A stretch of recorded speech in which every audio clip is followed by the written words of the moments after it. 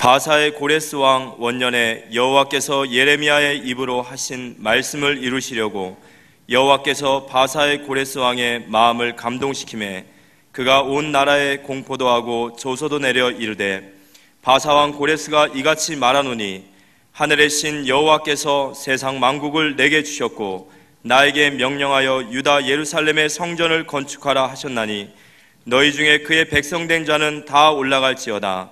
너희 하나님 여호와께서 함께 하시기를 원하노라 하였더라. 이 말씀인데 이대로 될 줄 믿습니다. 옆에 사람 인사하세요. 옆에 사람 관상을 한번 봐주는데요.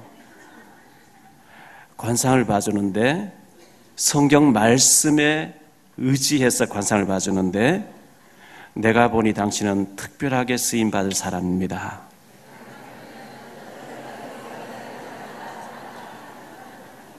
다시 한번요. 특별하게 쓰임받을 사람 옆에 앉게 된 거 영광입니다. 아멘. 믿음대로 될 줄 믿습니다. 제가 통역기 했더니만은 우리 황설 자매님이 헌신해 주셨어요. 서점 얘기했더니 문두은 집사님이 헌신해 주셨어요. 수요 예배 때 제가 국민일보 광고 내는데 200만 든다 했더니만은 우리 변 전도사님 모친이 영국에 계시는데 200만 원 보내주셨어요. 말만 하면 성취되었기 때문에 조심스러워요. 조심스러운데 여러분, 지금 새가족실 공간을 우리 김태동 집사님과 김효준 집사님 많이 애쓰셔서 아름답게 꾸며주셨는데 수고해 주셔서 너무나 감사를 드리고요. 공간이 모자라서 우리도 좀 쓰면 안 됩니까? 아마 이렇게 많이 문의가 들어오는 것 같은데 조금만 기다리세요. 4층에 공간을 멋있게 지어가지고 공간을 다 드릴 테니까 조금만 기다리시기를 바라고요. 기도하는 가운데 어떤 생각이 자꾸 들으냐, 계속 제가 눌러버리고 계속 이랬는데 말해야 될 것 같아요. 제가 탈북자 선교를 한 지 20년 됐습니다. 탈북자 넘으면 조사하는 기관이 있는데 거기 대성공사라고 하는 거기 들어가서 수요 예배 인도한 지가 20년 됐는데 20년 동안 얼마나 많은 일이 있었겠습니까? 여러 가지 일이 있었겠죠. 그런데 인천 소래 쪽에 논현동에 탈북자 3,000명이 넘게 모여 있다고 합니다. 또 서창동 지금 계속 늘어나죠. 탈북자 아파트에 제일 많이 밀집된 지역이 인천 지역인데 어떻게 탈북자 교회를 세워서 저분들 다 복음을 원색적으로 듣게 할까 계속 고민하고 기도하고 이렇게 왔는데, 탈북자 예배 처소를 위해서 이렇게 교회당 하나 꾸미는 게 목적이 아니고, 제 기도하는 가운데 탈북자들이 모일 수 있는 카페를 하나 만드는 게 어떻겠냐 이런 생각이 계속 들었어요. 그래서 소래 쪽에다가 카페를 하나 만들어 가지고 평일날 탈북자들은 5,000원, 6,000원 커피 마시기 어려워요. 탈북자 오면 1,000원씩 주고 일반인들 상대로 이렇게 커피를 팔고 다과도 팔던 그런 카페를 만들어서 우리 훈련된 탈북자들을 직원으로 월급을 주면서 쓰고 주일날은 예배드리면 그 장소에서 예배드리고 이렇게 해서 탈북자들이 올 수밖에 없는 문화 공간을 만들어서 정확하게 복음을 듣게 하는 게 빨리 우리가 북한을 위해서 복음화할 수 있는 일꾼 찾는 데 도움되지 않겠냐. 그래서 돈이 없다는 생각으로 자꾸 제가 지금은 아닙니다 하고 자꾸 이렇게 했는데, 하나님 마음을 주셔서 여러분에게 공부하는 것이기 때문에 기도해 보시다가 탈북자 지교회 겸 카페를 세우는데 제가 100만 원이라 헌신하겠습니다 이런 분이 계시면 좀 기도하시면서 여러분들이 탈북자 전부 복음을 듣게 만들기 위해서 동참해 주시면, 우리가 20년 동안 탈북자 북한 선교 한 올인을 했는데 이제는 탈북자를 위한 문화공간, 탈북자 지교회가 세울 때가 되어졌다고 이렇게 생각되어지기 때문에 여러분 기도해 보시고 동참해 주시면 고맙겠고요.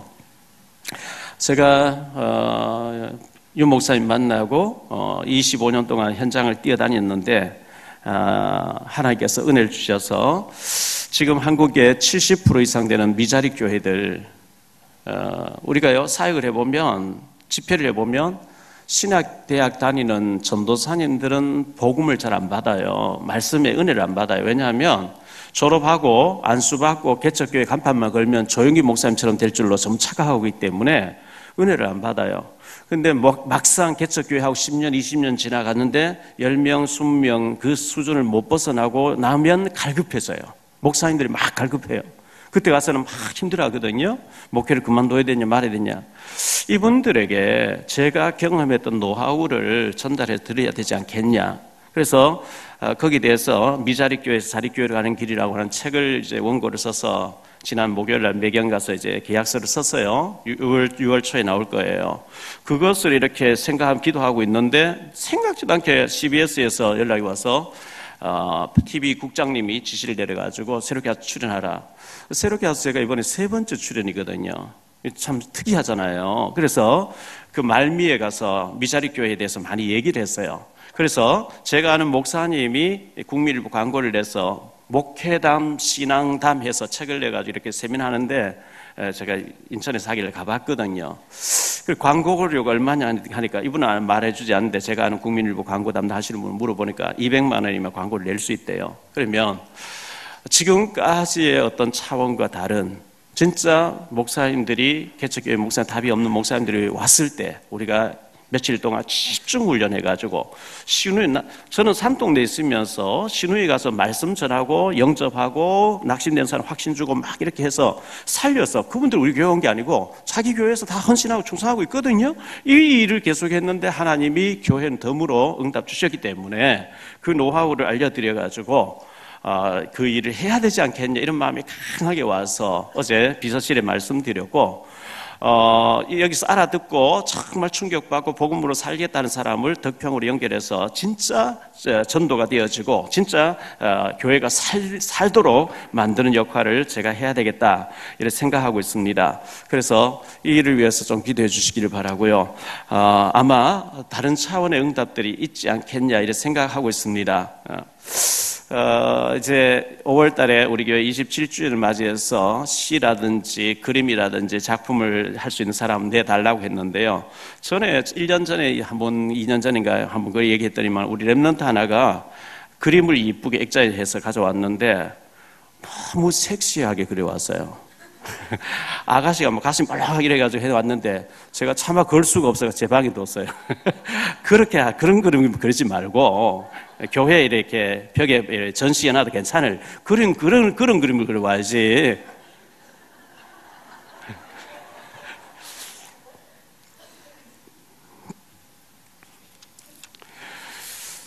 애국가를 신문에 났는데요. 신문에 났는데 애국가 그 가사를 누가 지었냐니까 도산 안창원 선생이 지었다고 이렇게 나와 있어요. 보니까 원래 애국가에 하나님이 보호하사 우리나라 만세 이렇게 나와 있어요.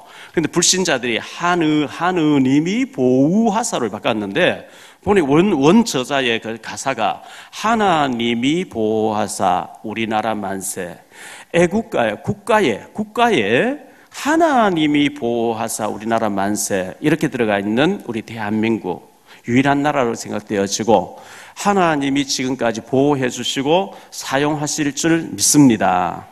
그래서 너무나 감사하고요. 제가 인생은 리허설이 없는 생방송, 우리가 인생은 리허설이 없는 생방송이에요. 제가 설교하는 게 녹화해놓고 지금 현재 다시 보는 게 아니고 생방송으로 하고 있는 거거든요. 제가 그 KBS 갈 때 황상무 앵커 보고 물어봤어요. 생방송 뉴스 나가는데 긴장되지 않느냐는 게 긴장된대요. 왜? 말 한마디 헛소리 나오면 안 되기 때문에 생방송이기 때문에 라이브로 나가기 때문에 긴장된다 이렇게 얘기를 했거든요. 제가 전에 그래서 책을 낼 때 인생은 리허설이 없는 생방송 작은 글씨로 그려놓고 나는 행복 연출가 이래가지고 매경에 원고를 넣어줬는데 목사님 제목이나 모든 거 우린 넘겨주세요. 넘겨줬더니만은 그때 생각의 설계라고 이렇게 바꿔놨어요. 그 책 제목을 바꿔놨더라고요. 우리 사실 이 하루하루 사는 게 라이브 생방송으로 살고 있잖아요. 한 번 내뱉은 말씀 주워 담을 수 없을 정도로 이 생방송이거든요. 너무나 한 번 살다 가는 인생, 너무나 소중한 우리 인생, 두 번 다시 없는 인생인데 우리가 한 번의 이 생을 너무나 소중하게 잘 살아야 되는데 아일랜드 출신 영국의 극작가였던 조지 버나드 쇼가 얘기했죠. 자기가 죽으면서 묘비에다가 우물쭈물 하다가 내 이렇게 될 줄 알았지. 유언이었고 묘비에 그렇게 남겼어요. 우물쭈물 하다가 내 이렇게 될 줄 알았지. 여러분, 한 번 살다가는 인생, 두 번 다시 재생이 없는, 한 번 살다가는 인생을 우물쭈물 가치 없는 일에 빈둥빈둥 살다 가면 안 되죠. 너무나 잘 살아야 되는 거거든요. 최고의 음악 스타였던, 요즘 아이돌 그룹 같이 너무나 60년대, 70년대, 80년대 음악 스타였던 최은희 씨가 예수 믿는 사람이더라고요. 소천했죠. 죽었죠. 이분이 죽으면서 내 장례식장에서 계속해서 김도향 씨가 부른 난 참 바보처럼 살았군요, 이 노래를 틀어달라 그랬어요. 요즘 애들은, 랩런트들은 알지 못할 70, 80 세대의 가수 김도향이라고 있었는데요. 난 참 바보처럼 살았군요, 난 참 바보처럼 살았군요, 뭐 이런 노래가 있어요. 넌 참 바보처럼 살고 있구나.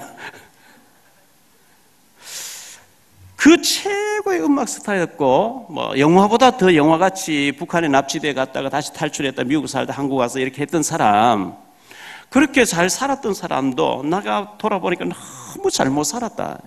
그분이요, 너무너무 후회스럽다.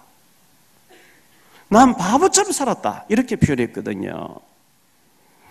그분과는 비교가 안 되는, 전에도 없었고 후에도 없다고 하는 성경의 다윗의 아들 솔로몬은 어떻게 얘기하고 있습니까? 솔로몬은 부인이 700명, 첩이 뭐 300명, 부인이 300명, 첩이 1000명, 총 1006명이라고 학자들은 얘기하는데, 솔로몬의 첩이요.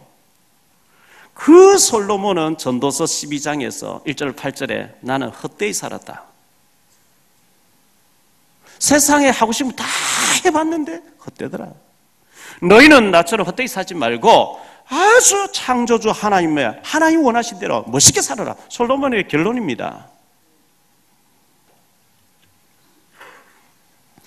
신문에 보니까 동아일보에 났는데요, 어느 유치원생이 가정 가계도를 이렇게 그림을 그려놨어요.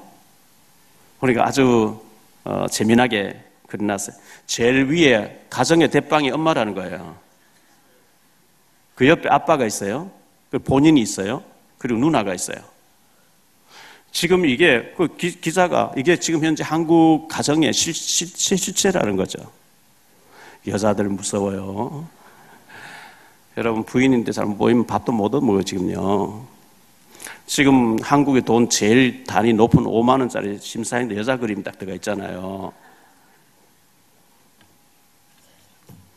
이 여자분들이 너무 중요한데, 미국의 바바라 부시 여사가 죽었죠. 그런데 이 사람은 남편을 대통령 만들었어요. 아들 조지 더블 부시도 대통령 만들었어요.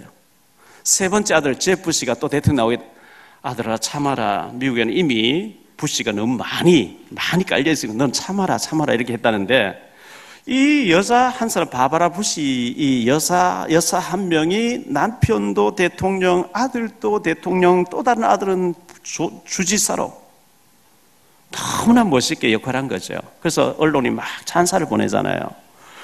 우리 집에서 우리 권사님들, 집사님들 중요합니다. 여자 집사님 중요합니다. 잠언 31장 10절로 31절에 이 현숙한 여자가 중요하다고 얘기하고 있어요. 자기 남편을 멋있는 사람으로, 성중에서 막 존경받는 사람으로 교회에서 장로로 세우고, 자녀들도 맛있게 길러낸 사람이 현숙한 부인이라고 얘기하고 있어요. 그래서 우리 여성들이 은혜 받고, 여자 권사님, 집사님들이 은혜 받고 성령 충만해서 여러분 남편도 아주 존경받는 사람으로 우리 자녀들도 세계 복음화의 주인공으로 키워내시기를 축원합니다. 석은옥이라는 사람이 실명된 강영우라는 이 남편을 만나가지고 미국의 매사추세츠 공대 가서 거기 가서 박사학위를 받게 해가지고요, 너무나 부시 정부 때 8년 동안 차관보로 있게 하고, 그 아들 강진영이라는 아들을 오바마 정부의 8년 동안 법률 고문으로 차관급으로 일하게 만들어 차세대 뉴 리더로 준비되도록 이렇게 했는 것이 서근옥이라고 하는 사람의 역할이거든요. 그래서 우리 부인들이 은혜 받냐 못 받냐에 따라서 가정의 판도가 달라지고 우리 자녀의 판도가 달라지기 때문에 부인들 기도 많이 해야 돼요. 아멘. 여러분들 은혜 잘못 받아버리고 세상에 푹 빠져가 돈만 쫓아다니면 실패돼 자녀들 다 망가뜨려버린 거 있죠. 자, 60년, 70년대, 80년대 최고의 TV에 인기 있던 남자 탤런트 최불암 씨가 있죠. 보니까 78세더라고요. 얼마나 연세가 많습니까? 한때 뭐 수사반장이라고 대단했죠, 이분이. 그런데 이분이 최근에 연극을 하게 됐는데, 그 연극에 바람 불어 별이 흔들릴 때라고 하는 이 연극이라는데 그 기사가 신문에 하도 많이 나서 읽어보니까요. 그 대사 가운데 이런 말이 있어요. 네 안에 별이 있는데 그 별을 네가 개발해가지고 네가 스타가 돼야 되는데 왜 다른 별을 쫓아다니냐, 이런 기사가 있어요. 내 안에 별이 있어요. 내 안에 별이 있는 줄 모르고 자꾸 다른 별을 동정하고 좋아하고 부러워하고 내 안에 별을 개발해라는 거죠. 시편 135편 4절에 하나님이 우리를 특별하게 쓰시려고 불러주신 줄 믿습니다. 그래서 나는 특별하게 쓰임받을 사람이라고 여러분 계속 믿음에 고백하시기를 바라고요. 민수기 14장 28절에 너희 말이 내 귀에 들린 대로 내가 시행하겠다고 했기 때문에 그렇습니다. 소래에 지난번에 젓갈 사러 갔다가 권사님이 언니 집에 또 일해주러 와서 그래서 우리 형부를 만나주라 이래가지고 제가 이제 새벽기도 마치고 아침 일찍 와야 만난다 해서 갔는데 만났어요. 근데 권사님은 목동에서 나오는데 아파서 뭐 안 나왔고요. 동생 처제 얘기하면서 만나서 한 40분간 얘기했는데 이분이 복음을 다 듣고도 영접을 안 해요. 안 하는 거 어쩔 수 없죠. 보험과 관련된 일로 제가 백내장을 받은 걸로 삼성생명에 계시는 어떤 권사님 만났는데 부평에 계신 감리교회 다닌 권사님이에요. 이분이 책을 하나 드렸더니만은 다시 만나자고 찾아오고 몇 번 만났거든요. 책을 읽고 난 뒤에 잠을 못 자겠대요. 100명 전도하겠다고 서원해놨는데 한 명도 못해가 너무 갈급해서 어떻게 하면 전도할 수 있냐. 그래 뭐 그리스도에 대해서 얘기하니까 막 눈에 불을 켜는 거죠. 이렇게 갈급한 제자가 있어요. 안동에 제가 장인 병문안 잠깐 갔다가 시간이 없어서 한 20분 앉아있다가 기도해드리고 왔거든요. 오면서 풍산 시내를 벗어나는데 그 길거리에 묘목, 봄 되니까 묘목을 해마다고 팔더라고요. 지난주에 내려가서 집사람하고 갔다가 저 좀 사가자는 집사람 그냥 가자 그냥 왔는데 이번에는 제가 차를 딱 세웠어요. 근데 이 파는 사람이 전화 받는다 저쪽에 있고 평상에 거기 한 대여섯 명 앉아가지고 소주 막걸리 갖다 놓고 뭐 이렇게 안주 샥 해놓고 먹고 있으면 저보고 앉으라는 거예요. 자꾸 아저씨 여기 와 앉아요. 저 전화 한참 걸리면 앉으래요. 그래서 제가 앉으면서 저는 목사입니다 이랬어요. 목사님이세요? 어디서 목회한? 그럼 뭐 인천지구가 그러면서 제가 막 그 자리에서 복음 얘기하니까 앉아있는 분이 경안 고등학교 나오고 미션스쿨 나왔는데 교회를 다니다 안 다닌다 뭐 이런 얘기를 해요. 그래서 다니는 게 중요한 게 구원받은 쭉 얘기하니까 잘 알아들어요. 오늘은 뭐 내가 정신이 없고 자기 집에서 보이는 까치 식당 저 건물이 자기 거고 그 식당은 다른 사람 세워놓고 있고 언제든지 거기 오면 자기가 만나주겠다 뭐 이런 얘기. 그래서 CD 전달하고 이런 뭐 하고 왔어요. 다 만나자고 전화번호 다 잡고 해가 왔거든요. 어쨌든 어제 핵심 메시지 말미에서 유 목사님 그런 얘기를 하셨는데요. 우리의 모든 발걸음 만남은 전도 캠프로 연결시켜라. 그게 맞는 거거든요. 우리의 모든 만남 속에 모든 사건 속에 모든 일 속에 하나님 왜 이 사람 만나겠을까? 한 번 전해보고 안 받으면 그만 안 하면 돼요. 그런데 받아들이면 해야 되는 거거든요. 당연히 해야 되는 거죠. 그래야 되고 지난주에 생각했던 평신도 빌립 집사님처럼 그전에 오바다처럼 우리가 정말 중직자의 모델이고 예수 믿는 사람의 모델인 오바다처럼 100명의 목회자를 돌볼 정도로 그리고 빌립 집사님이 이렇게 헌신했던 것처럼 전도했던 것처럼 그렇게 축복받으셔야 되고요. 모든 사람에게 두 가지 케이스가 있어요. 역사적으로 로마가 세계를 정복할 길을 다 닦아놨는데 하나님은 복음을 받아들여서 복음 전하는 길이 되도록 만들어버렸거든요. 나는 하나님 뜻도 모르고 내 열심으로 내가 어느 정도 성공돼서 중요한 자리에 올라가 있는데 알고 보니까 하나님이 복음 전하라고 그 자리에 올려놨다. 그게 로마 케이스예요. 영국에서 천주교회가 기독교를 너무 박해하니까 청교도들이 신앙 박해를 피해가지고 우리가 믿음 생활 하나 잘해보자. 모든 거 다 포기해버리고 메이플라베를 타고 미국으로 건너가서 첫 번째 농사 지어서 교회를 세우고 두 번째 농사 학교를 세우고 세 번째 자기 집을 짓고 네 번째 농사 지어서 선교하기 시작한 나라 미국. 아무것도 없이 복음 하나만 붙잡았는데 축복받은 케이스가 미국. 그렇다고 하면 제 같은 케이스는 미국 케이스예요. 아무것도 없이 밑바닥에서 복음했는데 되어지는 응답받는 미국 케이스. 여러분들이 복음도 모르고 열심히 살아서 어느 정도 되어졌는데 알고 보니까 하나님 로마 케이스예요. 이 두 가지 케이스 중에 해당되지 않는 사람 아무도 없어요. 하나님의 목적은 믿음의 결론은 영혼 구원이고 세계복음하고 제자 세우고 복음 전하는 건데 그걸 못 깨달으면 어느 정도 올라가고 난 뒤부터는 얻어맞기 시작하는 거거든요. 오늘 말씀 세 가지로 말씀드리려고 하는 첫 번째요. 하나님의 우주 경영의 목적은 세계복음화 때문에 돌리고 있습니다. 우리의 호흡을 하나님이 쥐고 계시는데요. 사도행전 17장 22절로 26절에 보면 바울이 헬라, 지금 그리스라는 나라죠. 아덴이라는 곳에 가서 보니까 우상들이 그렇게 많이 있는 거예요. 거기서 바울이 설교를 이렇게 하죠. 만민의 생명과 호흡을 하나님 쥐고 계시다. 아멘. 여러분 하나님 쥐고 계십니다. 하나님이 오늘날 거다 갔으면 끝나는 거예요. 그리고 국가도 하나님 세우신대요. 시편 104편 29절에 보면 주께서 낯을 숨기신 즉 그들이 두려워 떨고 주께서 그들의 호흡을 거두신 즉 그들은 죽어 먼지가 될 뿐이다. 하나님 오늘 우리 영혼을 거다 가버리면 우리는 하나님 먼지일 뿐이에요. 그래서 살아있을 때 잘 살아야 되는 거고 하나님 원하는 일을 해야 되는 거죠. 하나님은 세계복음화 때문에 모든 걸 돌리시는데 복음의 흐름을 안다는 게 굉장히 중요하거든요. 예수님께서 갈릴리 사람들에게 구약에는 예수님 오신다는 것을 예언했고 성취했고 내가 죽었다 부활했지 나는 이제 가니까 성령 너희와 함께 할 테니까 너희가 성령 충만 받으며 예루살렘 온 유대 사마리아 땅까지 복음 들고 나가게 될 것이라 이 말씀했거든요. 그 약속을 붙잡고 기도해 성령 충만 받은 이 제자들이 특히 지난주에 생각했던 빌립이 사마리아 사각지대에 가서 복음 전했거든요. 그리고 사도행전 9장에 사울이 돌아옵니다. 사도행전 10장에 로마의 고급 장교 고넬료가 복음을 받게 되죠. 우리는 유대인으로서 우리만 복음을 받아 이방인하고 대화하면 안 된다. 이래가지고 하나님이 안 되니까 예루살렘에 접어두시고 안디옥 교회를 세운 게 사도행전 11장 19절 30절인데요. 안디옥 교회에서 사도행전 13장에 바울 튀김을 선교사로 내보냈는데 지구가 생겨 처음으로 선교팀이 5명이 선교사 되어 나가는 거죠. 그 안디옥 교회의 바울 선교팀의 여파로 우리가 오늘 구원받고 우리가 지금 현재 신앙생활을 하고 있는 거거든요. 그 멤버들이 로마서 16장에 나오는 멤버들이잖아요. 지금 이 세계 지도를 봤을 때 미국의 교회들이 힘이 없이 동성애를 막 허락하고 이렇게 하면서 허용하면서 문을 닫고 있고요. 일본과 선교 아무리 해봐도 일본은 박해도 안 하는데 마음껏 와서 예배하고 마음껏 선교하라는 거예요. 그런데 잘 안 돼서요. 문화로 완전히 이게 너무 깊게 뿌리를 내려가지고 중국은 박해를 하고 있습니다. 러시아 박해를 합니다.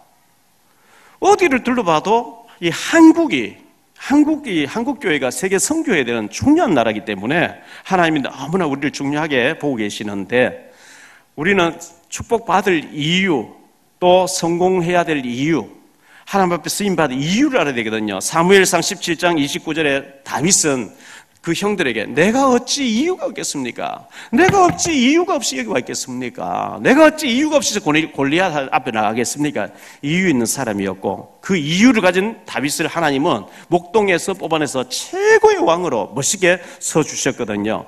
렘넌트 7명이 전부 다 그 이유를 깨달은 사람들이었어요. 하나님이 복음에 도움되면 나라를 세우기도 합니다. 그게 미국 케이스입니다.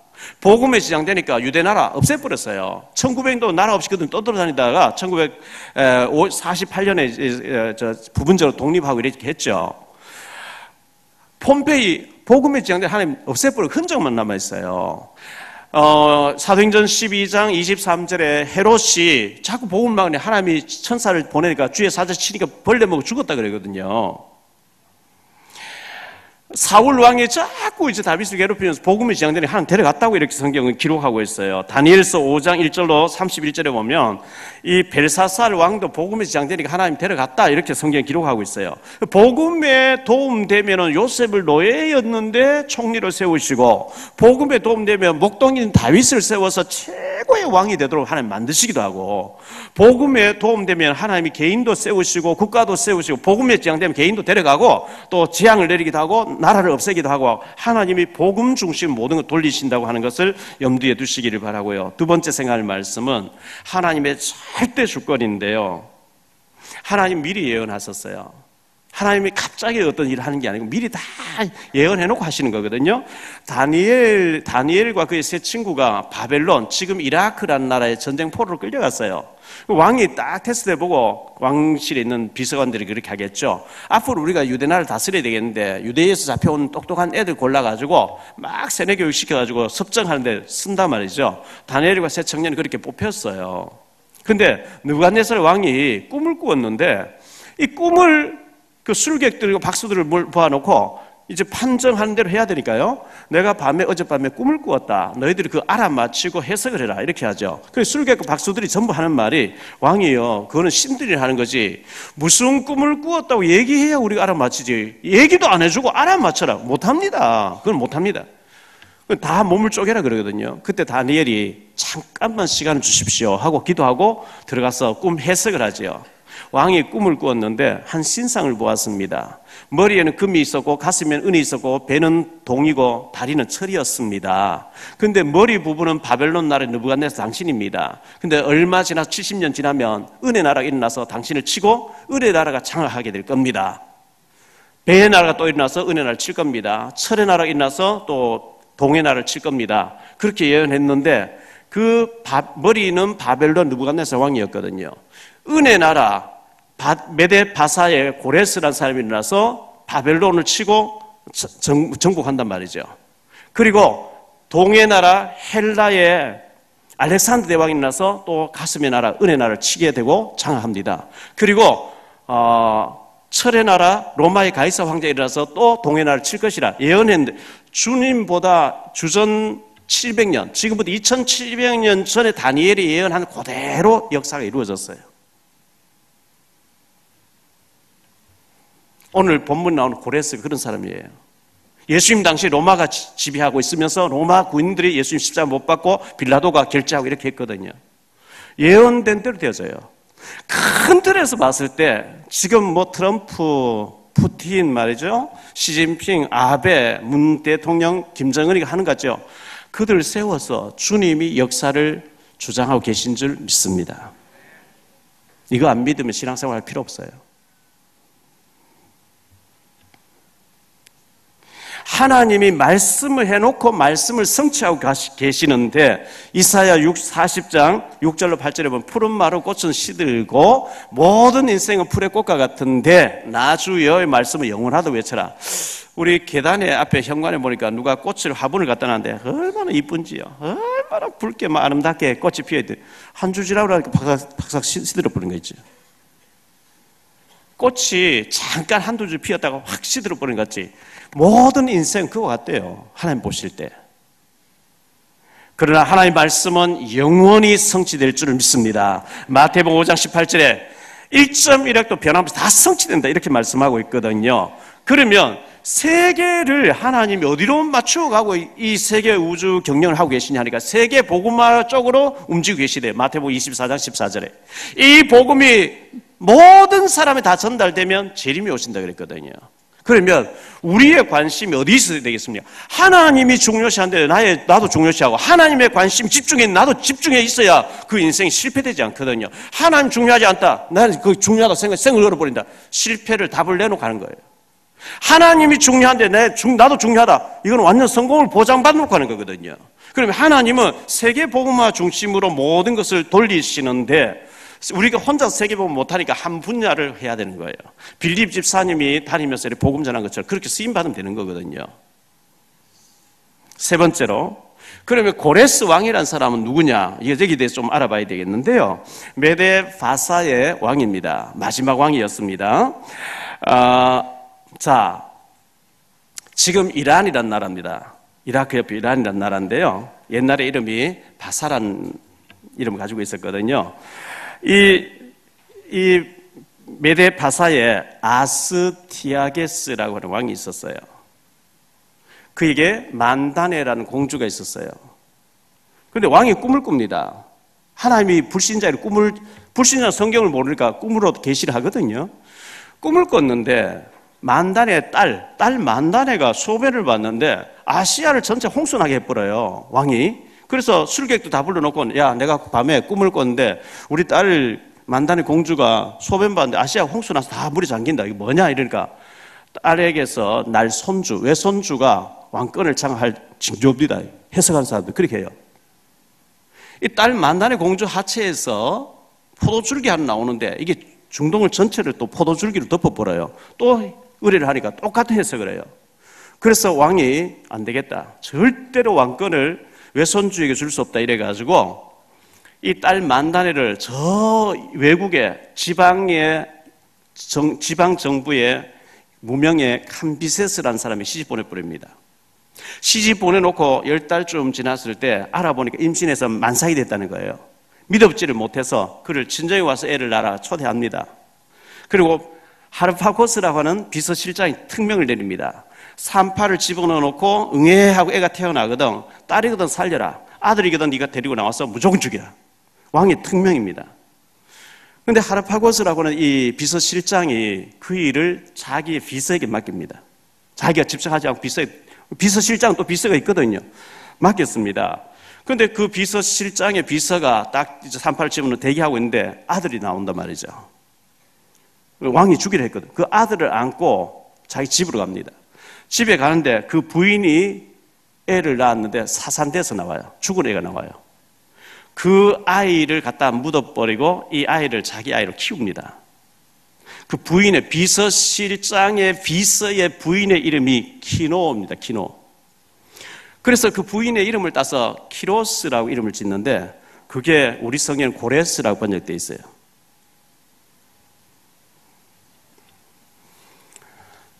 그런데 이 고레스가 어떤 사람이냐니까요. 하나님께서 특별하게 쓰시려고 준비한 사람이라 이렇게 기록되어 있어요. 그리고 이방 사람이거든요. 유대인이 아니에요. 이방 사람인데 이방 왕도 하나님 쓰신단 말이죠. 그래서 이사야 45장 1절에 보면 나의 종 키로스 고레스에게 내가 기름을 부어서 내가 세웠다. 그 왕으로 내가 세웠다. 하나님 이렇게 얘기하는 거예요. 오늘 본문에도 그렇게 나오잖아요. 에레미야가 예언했는데 고레스 왕 바사 왕 고레스 하나님 천하를 내게 주셨다. 너희 유대인들은 돌아가서 성전 지어라. 이 얘기하거든요. 이 키로스. 그래서 이 고레스 키로스라고 하는 아이가 그래서 어린 아이로 자라는데요. 왕궁이 있고 왕의 뭐 비서진들이 쫙 있잖아요. 그 사람들은 그 요즘 말로 하면 청와대 같은 데서 이제 살고 있는데 비서관들이 뭐 집이 이렇게 있겠죠. 생활관이 있겠죠. 그런데 요 아이가 자라면서 왕행세를 하고 놀고 있다는 소꿉장난 하는데 왕행세를 한다는 거예요. 여봐라 임금님이 나가신다 엎드려라. 그러면 전부 이게 뭐 임금 행세를 하니까 그 소문이 이제 아스티아게스 왕이가 들린 거예요. 그래서 아스티아게스 왕이 그놈 한번 데려와 봐라. 딱 데려왔는데 보니까 자기 딸 만다네하고 탄박인 거예요. 똑같이 생겼어요. 너무 놀라는 거죠. 그래서 비서실장 딱 부릅니다. 하르파고스 이리 와. 너 어떻게 돼서? 저는 또 제 비서인데 맡겼는데 그럼 불러와. 또 추궁을 하니까 자기 부인이 애를 낳았는데 사산돼서 나와서 얘를 키웠다는 거예요. 왕이 그 분노를 참지를 못해요.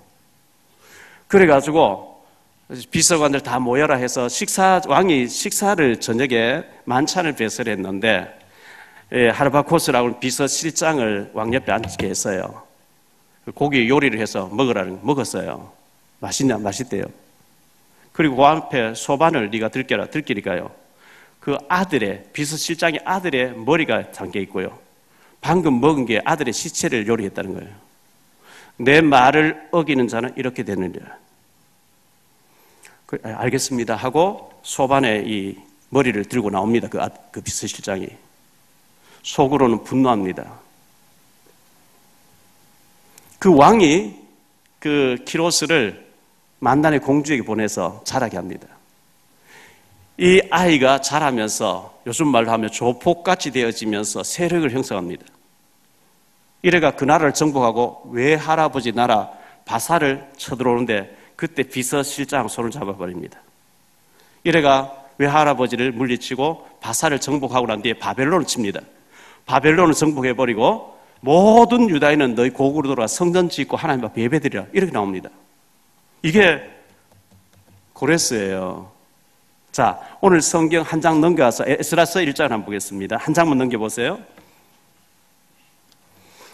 바사왕 고레스 원년에 여호와께서 에레미야의 입을 통하여 하신 말씀을 이루게 하시려고 바사왕 고레스의 마음을 감동시키시매 그가 온 나라에 공포도 하고 조소도 내려 이르되 바사왕 고레스는 말하노니 하늘의 하나님 여호와께서 세상 모든 나라를 내게 주셨고 나에게 명령하사 유다 예루살렘에 성전을 건축하라 하셨나니 이스라엘의 하나님은 참 신이시라. 너희 중에 그의 백성된 자는 다 유다 예루살렘으로 올라가서 이스라엘 하나님 여호와의 성전을 건축하라.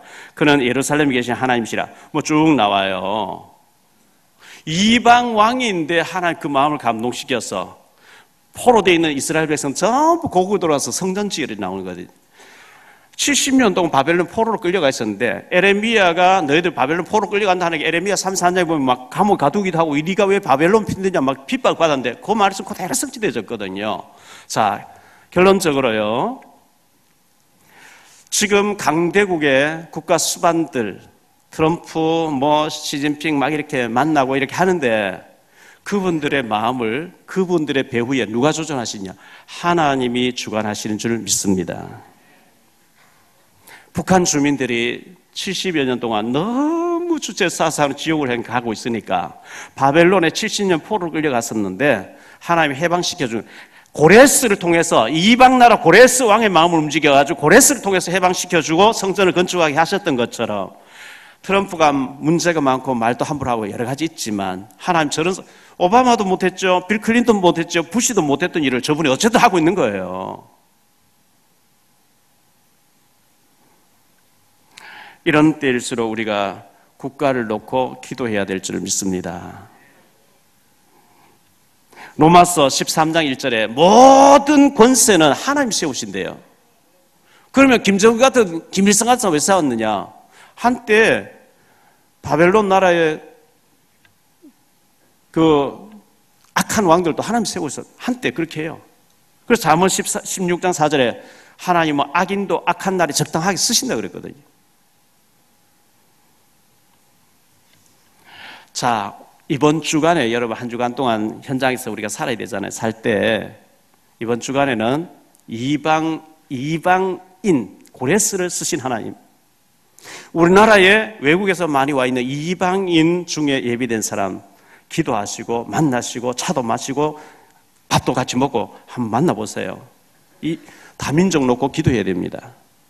자, 우리 교회가 북한 선교 100명 이상 중요합니다. 렘넌트 중요합니다. 다민족 중요합니다. 미자리 교회 목사님 돕는 거 중요합니다. 하나도 중요하지 않은 거 없습니다. 다민족, 저 아브라함처럼 우리 주변에 많이 와 있는 사람, 저 사람을 빨리 한국말 배우게 해서 신학 공부시켜서 선교사로 들어가게 만드는 거, 하나님 해야 될 일이거든요. 이 일에 내가 작으나마 헌신하고 쓰임받겠다. 하나님 기뻐하실 줄 믿습니다.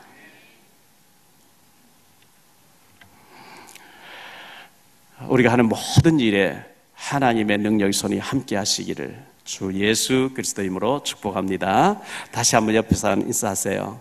하나님 앞에 특별하게 쓰임받을 분입니다.